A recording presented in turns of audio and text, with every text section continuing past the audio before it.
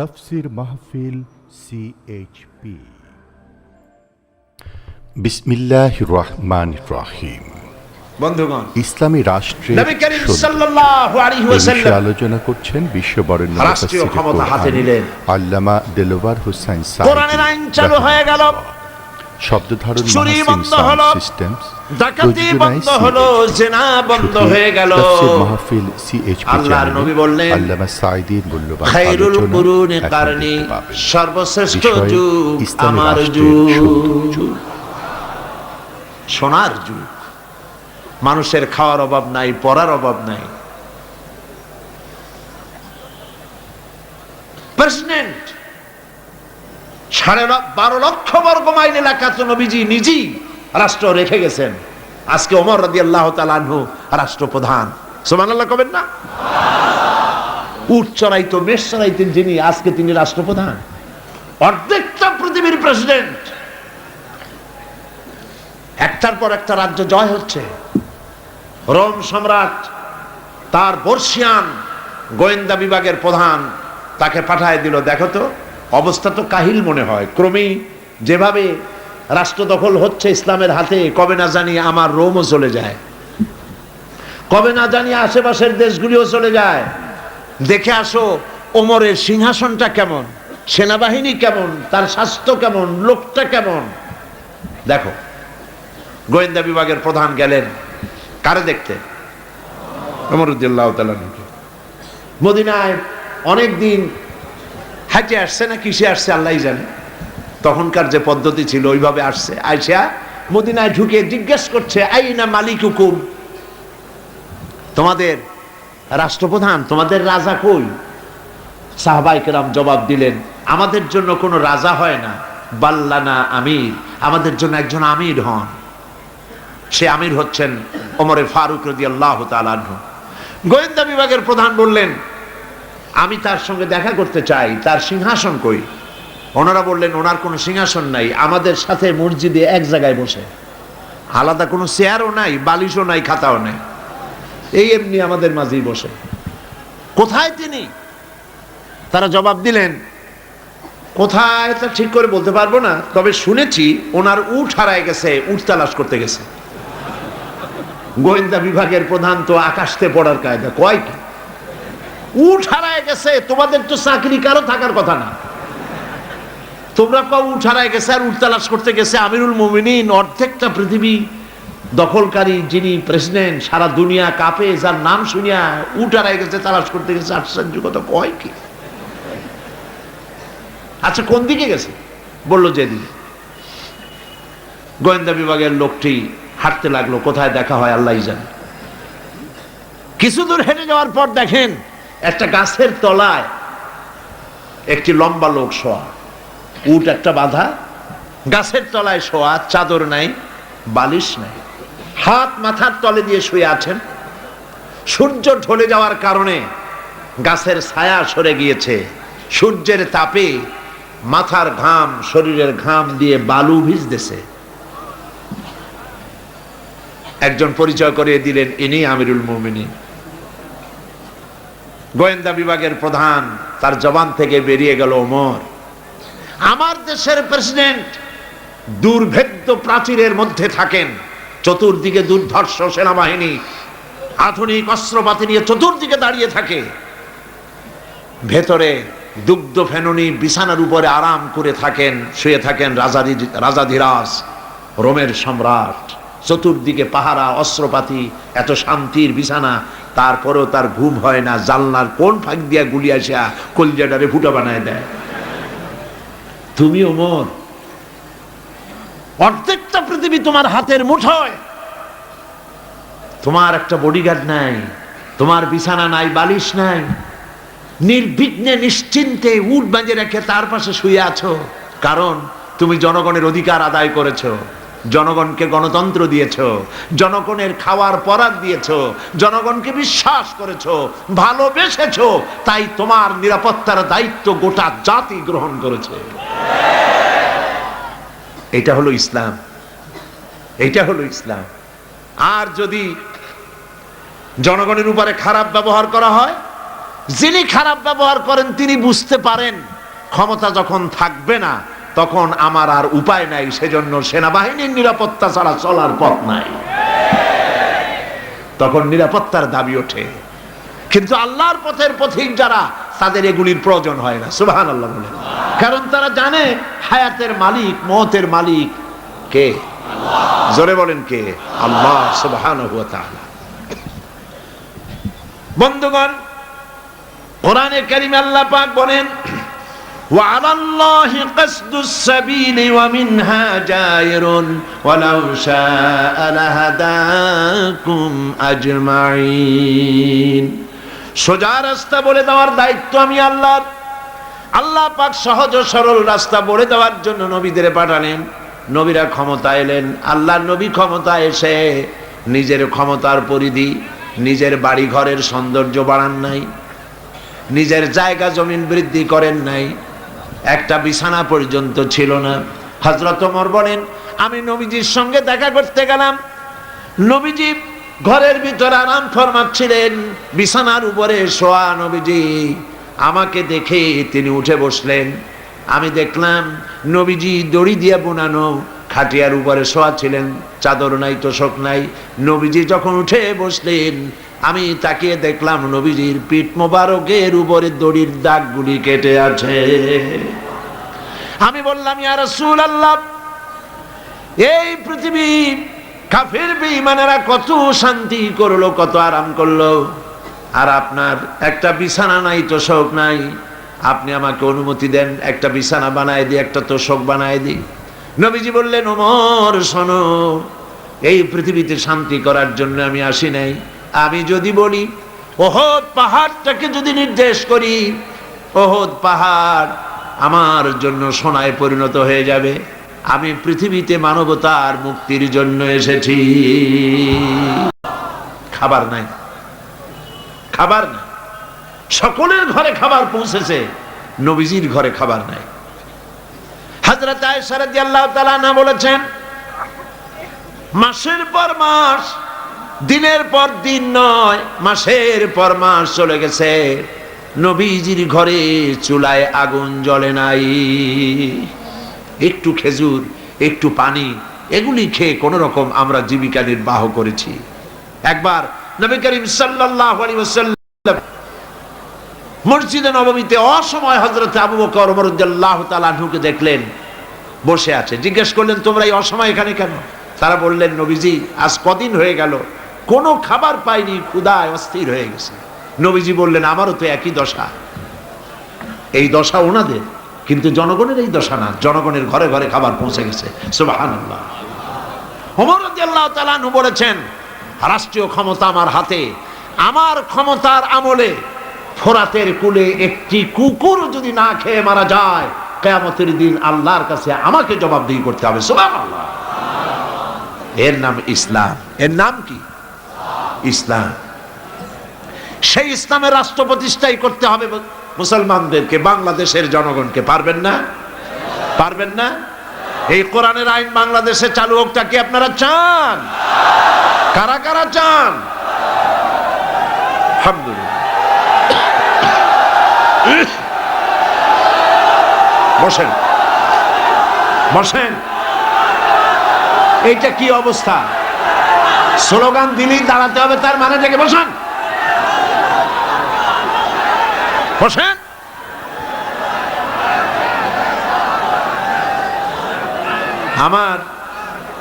আমার মনে হয় যে আপনারা চান্স খোঁজেন। অনেক সময় বসে থেকে মাজা ব্যথা করে, তো স্লোগানের সুযোগ পাইলেই দাঁড়ায় যাবে। এইটা না অন্য কিছু।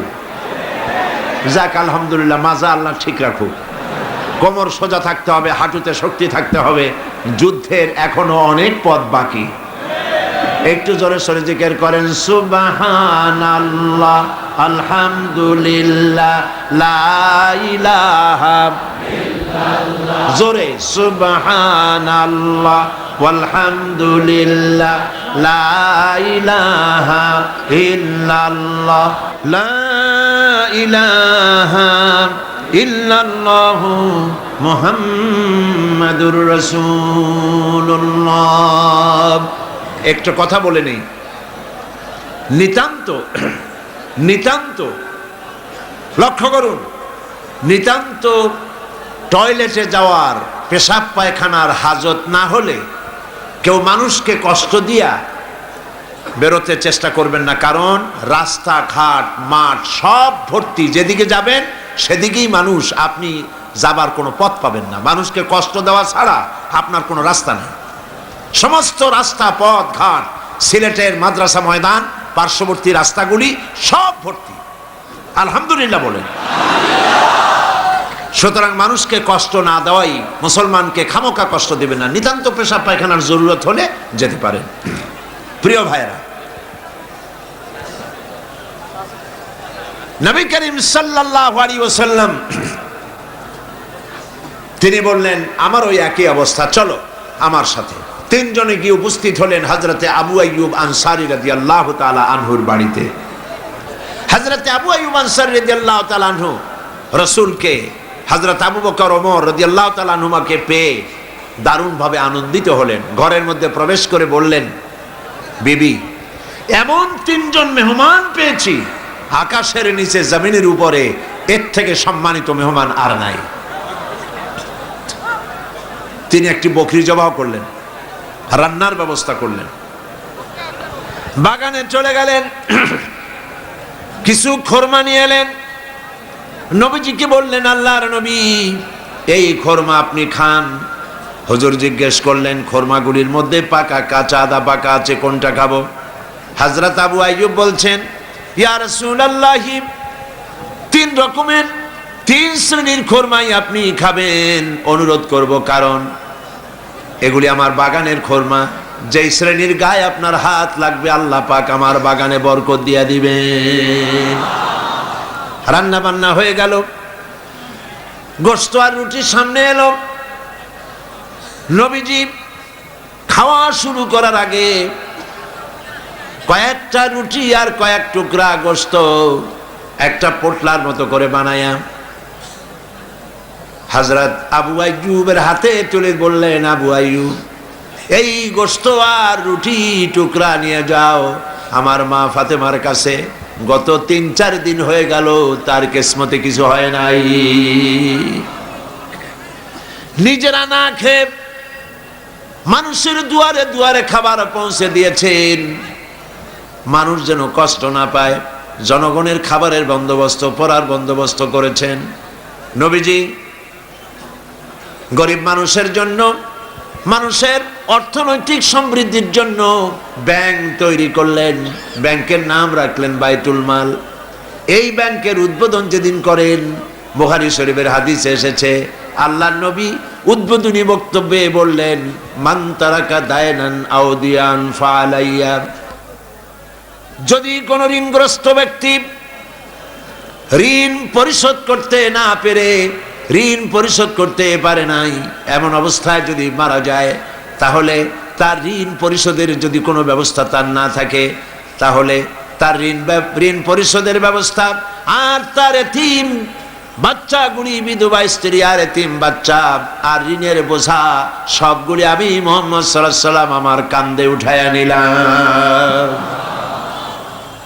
এমন রাষ্ট্র চালু হয়ে গেল, চুরি নাই, ডাকাতি নাই, জেনা নাই, ব্যভিচার নাই, হত্যা নাই, ধর্ষণ নাই, মানুষ শুধু পাইল শান্তি আর শান্তি। সুবহানাল্লাহ। এই শান্তি হলো কিভাবে, কি দিয়া হলো বলেন? জোরে বলেন, কি দিয়া হলো? কোরআন দিয়ে হয়েছে। কোরআন, এই কোরআন দিয়ে যদি রাষ্ট্র শাসিত হয় তাহলে দেশে শান্তি অবশ্যই হবে। আমরা আশা করব বাংলাদেশে এই শান্তি হবে ইনশাআল্লাহ। বলি ইনশাআল্লাহ। মুসলমানদের উত্থান, মুসলমানদের জাগরণ আবার শুরু হবে ইনশাআল্লাহ। মুসলমান রাজমার খাচ্ছে পৃথিবীর চতুর্দিকে, চতুর্দিকে মার খাচ্ছে। আমি দেখতে পাচ্ছি, আমার ধারণা ছিল যে আফগানিস্তানে যে ঘটনা ঘটলো, এই ঘটনার দ্বারা আল্লাহ একটা কিছু করবেন, বড় রকমের কিছু আমরা দেখব, কিন্তু সেটা হলো না। কেন হলো না এটা তো আমরা বুঝবো না। ওয়াল্লাহু আ'লামু ওয়া আনতুম লা তা'লামুন। এর পেছনে কোনো পরিকল্পনা আছে। সেই পরিকল্পনাকারী কে? আল্লাহ রাব্বুল আলামিন। তিনি পরিকল্পনা করছেন। 11ই সেপ্টেম্বরে আমেরিকায় যে ঘটনা ঘটেছে, এই ঘটনা সম্পর্কে আমার সুস্পষ্ট মত হচ্ছে, যদ্দূর পড়াশোনা করেছি তাতে আমার সুস্পষ্ট মত, এই ঘটনা ঘটিয়েছে পৃথিবীর ইহুদিদের পরিচালিত মোসাদ, ইহুদিদের গোয়েন্দা বিভাগ, ইসরায়েল রাষ্ট্র, ইহুদিরাই এই ঘটনা ঘটিয়েছে। এর প্রমাণ পত্র পত্রিকায় বেরিয়েছে। টুইন টাওয়ার যারা ভাঙলো, আমরা তীব্র নিন্দা জানাই। এখানে হাজার হাজার মানুষ কাজ করে, মানুষ হিন্দু হোক, খ্রিস্টান হোক, বৌদ্ধ হোক, মানুষ মানুষই। এই হাজার হাজার মানুষকে যারা মারলো, যারা অর্থনৈতিক দিক থেকে আমেরিকাকে ক্ষতিগ্রস্ত করার জন্য চেষ্টা করলো, এভাবে আমরা তার নিন্দা করি, ঘৃণা জানাই। কিন্তু একথাও আমাদের বুঝতে হবে যে এই টুইন টাওয়ার, এই দুটি বিল্ডিং এ 50,000 লোক চাকরি করে, তার মধ্যে 4,000 ইহুদি আছে। দুনিয়াবাসী এ খবর জেনে ফেলেছে। ঘটনার দিন 4,000 ইহুদির একটা ইহুদিও কর্মস্থলে যায় নাই। কেন গেল না? এই প্রশ্ন আমেরিকার FBI, federal bureau of investigation, পৃথিবীর নাম করা গোয়েন্দা বিভাগ, তারা কেন এটা তালাশ করলো না? ইহুদিরা কেন সেদিন আসলো না? এবং একটার পর একটা বিমান এখানে হামলা হবে। 18 মিনিট পর পর একটা বিমান, দুটো বিমানে হিট করে বিল্ডিংটা ফেলে দেবে। এইটা পূর্ব পরিকল্পিত না হলে পরে চতুর্দিকে ক্যামেরা ফিট করে ছবি ধারণ করলো কিভাবে? এগুলি বিশ্লেষকগণ চিন্তা ভাবনা করছে। মানুষ সব মাথা খারাপ না, কিছু বুদ্ধিমান মানুষ পৃথিবীতে এখনো আছে। সুতরাং কাজটি ইহুদিরা করেছে। কেন করেছে? কারণ হলো সমাজতন্ত্রের পতনের পর পুঁজিবাদী শোষণ থেকে বাঁচার জন্য পৃথিবীর নিগৃহীত নির্যাতিত মানবতার জন্য খোলা ছিল কেবলমাত্র ইসলাম, শুধুমাত্র ইসলাম।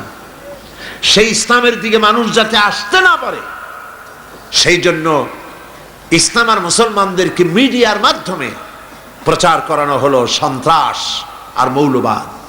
ইসলাম মানি সন্ত্রাস, মুসলমান মানি মৌলবাদী। তবে দুর্ভাগ্য, এখানে একটা লোক বাজার থেকে খুব জোরে দৌড় মারছে। লোকেরা জিজ্ঞেস করলো, দৌড়াও কেন? কয় ভাই, মানির মান আল্লাহই রাখে। কয় কেমন? কয় বাবা আর আমি দুইজনে গেছিলাম বাজারে, বাজারের মানুষেরা আমার বাপেরে ধরিয়া জুতা দিয়ে এমন পিটাইলো, আমি আরামসে নিরাপদে চলে আসছি, আমারে কেউ কিছু করতে পারে নাই। মানির মান আল্লাহই রাখে। ওর বাপের জুতা দিয়ে পিটায় আর মানির মান আল্লাহ রাখে। দুর্ভাগ্য এই জাতির।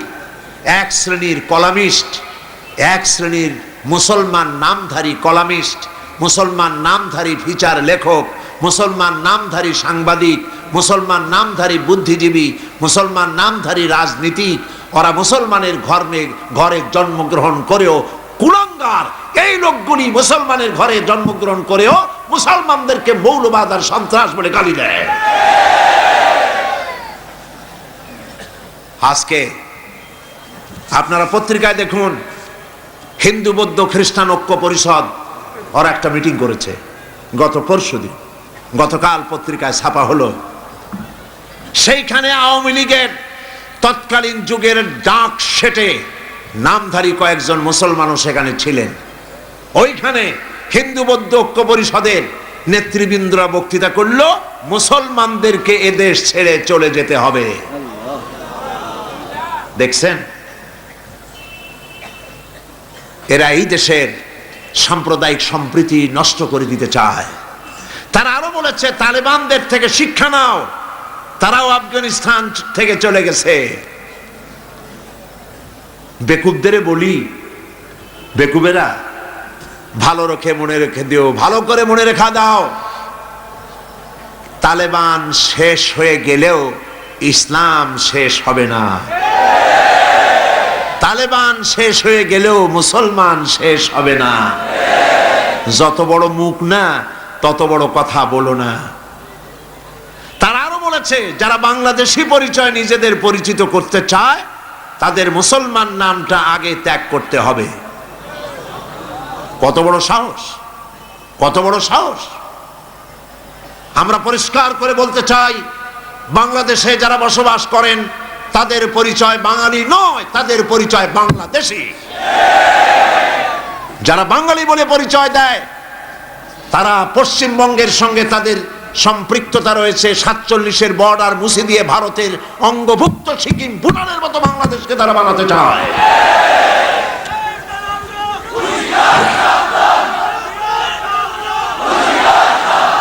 তারা এত বড় কথা বলার সাহস করেছে। আজকের পত্রিকাগুলি দেখুন, তারা বলেছে এদেশে এখন বর্বর অসভ্যদের শাসন চলছে। নাউজুবিল্লাহ বলে। এদেশে 4 দলীয় ঐক্যজোটের সরকার দেশকে সঠিকভাবে সুন্দরভাবে পরিচালনা করছেন। সন্ত্রাস আগের তুলনায় বহুলাংশে কমে গেছে। আমরা জানি আপনারা এই কথা বলার সাহস পান কোথায়? পাঠা নাচে খুঁটার জোরে, তাই না? কাজী এত নাচবেন না, একটু কম নাচবেন। পৃথিবীতে বাংলাদেশের চাইতে সাম্প্রদায়িক সম্প্রীতির দেশ পৃথিবীতে আর নাই। 1 অক্টোবরের পরে দুর্গাপূজা নিয়ে যা মাতামাতি করেছেন আপনারা, বিগত সরকারের ইঙ্গিতেই আপনারা করেছেন। এই দেশের মানুষেরা দুর্গাপূজার ক্ষতি করতে যায় নাই। আমরা 1000 বার বলেছি, এদেশের হিন্দু, মুসলমান, খ্রিস্টান, বৌদ্ধ সব সম্প্রীতি নিয়ে বসবাস করবে এই দেশে। আমি আমার এলাকা পিরোজপুরে আমার ডিসিএসপি কে ডেকে বলেছি, যদি আমার দেশে সাম্প্রদায়িক সম্প্রীতি বজায় রাখতে হবে, মায়ের পেটের ভিতরে সন্তান থাকে যেমন নিরাপদ, আমার এলাকার ভিতরে অমুসলিম ভাইয়েরা থাকবেন সেভাবে নিরাপদ। কোন মানুষ যদি অমুসলিমদের গায়ে হাত দেয়, জুলুম করে, অত্যাচার করে, লাইট পোস্টের সাথে ঝুলাইয়া সারাদিন পিটাবেন, যাতে করে 1 মাসের ভিতরে বাপের নাম মনে না আসে। আমার দেশের মতো জায়গায় থেকে যদি আপনাদের মজা না লাগে, শান্তি না পান, তাহলে এমন নিরাপত্তার জায়গা, এরকমের শান্তির জায়গা, সাম্প্রদায়িক সম্প্রীতির জায়গা আর একটা কোথায় আছে আপনি আমাকে দেখান। হিন্দু নেতৃবৃন্দ যারা বলছেন অসভ্য বর্বরের রাজত্ব চলছে, তাহলে হিন্দুস্তানকে আপনারা কি বলবেন? 1947 সনে ভারত, আমরা ব্রিটিশ থেকে স্বাধীন হলাম। 1947 থেকে শুরু করে 2002 সাল পর্যন্ত বাংলাদেশে কোনো সাম্প্রদায়িক দাঙ্গা হয় নাই। একথা ঠিক না বেঠিক? একথা সত্য কিনা? একবারের জন্য হয় নাই। আর তোমার হিন্দুস্তানে 1947 থেকে 2002 সন পর্যন্ত 4000 বার সাম্প্রদায়িক দাঙ্গা হয়েছে। তোমাদের দেশে যখন কোরবানি হয় ভারতে, কোরবানির সময় গরু কোরবানি হয় না, তোমরা মুসলমান কোরবানি করো। মুসলমানদের মসজিদ ভেঙে তোমরা মন্দির বানাও। আমি বাংলাদেশের সমস্ত হিন্দু সম্প্রদায়ের ভাইদেরকে বলবো, হিন্দু, বৌদ্ধ, খ্রিস্টান ঐক্য পরিষদের এই সব দালাল নেতাদের কথা আপনারা শুনবেন না। এরা দালাল, এরা ভারতের গোলাম, এরা আওয়ামী লীগের 5 গোলাম।